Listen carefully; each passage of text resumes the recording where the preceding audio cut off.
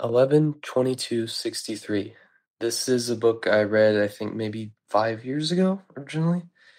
Um, I didn't remember it very well. I read it again a few months ago. So this is my quick book review of 11/22/63. For those who don't know, it's a novel by famous author Stephen King. It's sort of science fiction, but barely. With the basic concept being that a man finds a portal in time back to 1958 and decides to use it to prevent the John F. Kennedy assassination. Now, I'd call myself a fan of time travel fiction, and as I read this book, I won't deny that I enjoyed some of it, especially at the beginning. It's definitely a page turner, especially later into it. But after finishing the book, thinking about what I had read, something felt kind of off. Um, Now, the main character of this novel, Jake Epping, is supposed to be 35, and this is in 2011 when the book was released, which would put him in Generation X, born in 1976. Is that right? Yeah. Well, I don't think Stephen King, a baby boomer, did a good job of writing in the voice of another generation. Jake Epping sounds kind of painfully like a baby boomer, especially with how much he knows about the 1950s. And yeah, obviously, I wouldn't be an expert on this given I'm not from Generation X. But like at the beginning, it sort of gives off the sense that he's actually going to be more of a fish out of water, and that's going to create interesting dynamics in the novel. Like he says something like, living in the past is like breathing through a tube underwater in one of the first chapters. Um, I actually forgot if it has chapters, but it's at the beginning, or something. Um, but the book shortly ignores that idea as Epping adapts really quickly to the late 50s, early 60s. King makes this time out to be so much better in every way, with the almost obligatory caveat of the racism.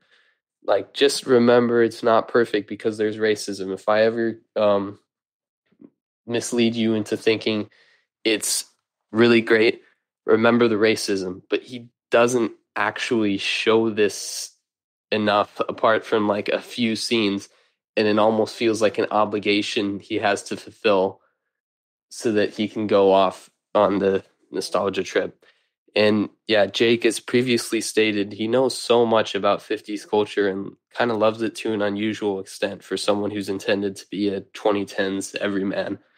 Honestly, for a time travel book like this, you'd expect him to mention even a little more pop culture of his time, like which he can put in comparison to the 50s media and culture, but that is strangely lacking in this novel. Despite being an English teacher, he doesn't seem to know any time travel fiction.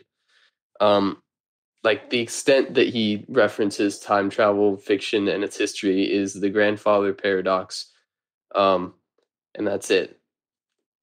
I guess that's the easy out for books like this to make the characters genre blind, try to make you forget that this has been done before.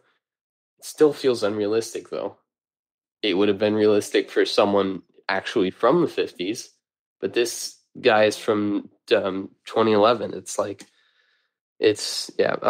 If you can ignore how those previous things I said feel, and it does get kind of weird, and I don't think I can completely ignore it anymore, the book definitely has heart. There's parts that, even if they're simplistic, they definitely have emotion. Jake becomes a teacher again and helps some kids grow, trying to do some good in the towns he lives in for the time being. And even if the romance is a little bit corny, um, it's clearly written from a place of real love that Mr. King has. So if you're someone who can put the previous points aside, a lot of the book is reasonably nice. Anyway, spoilers for the ending, um, though I think it's one of the weaker parts of the book. Spoilers for the ending. After the assassination is averted, well, then he goes to the future and it's a crapsack world. Apparently, what's he's changed in the timeline upsets the universe enough that it's causing ripples, and making everything actively worse. I don't really like this that we see a world that's just everything is worse it could be instead of getting to see the realistically more likely scenario to happen if JFK hadn't been assassinated. Instead of getting that, we get like what's the worst butterfly effect that could happen. Everything that happened in the last few decades is delivered in a series of one-liners to the protagonist, and honestly, it leaves a lot to be desired. I would have wanted to see like a more nuanced take on this, and if he does have to reset it, um, make it more of an issue or more of a conflict there. Anyway, yeah, this book has some interesting ideas, but it's limited by King's unrealistic protagonist and the ending, both of which could have been done a lot better. Um, Highlights were the beginning, some of the personal drama and relationships, and most of the actual Oswald related planning. This could have been a much better novel, but still, it's a page turner, and I won't deny that I was enjoying it when I was reading it, and only after did my thoughts about its problems sort of coalesce. I had more issues. Um, yeah, more issues about different parts of this book, more praise about different parts of this book that I didn't feel like talking about in this really quick review. This isn't one of my most best planned essays or reviews. As you can tell, I'm sort of running out of steam with these words here. But in the description, I'll link an article that explains my vague points here a lot better. Um, Subscribe for content that's not like this at all. Thanks.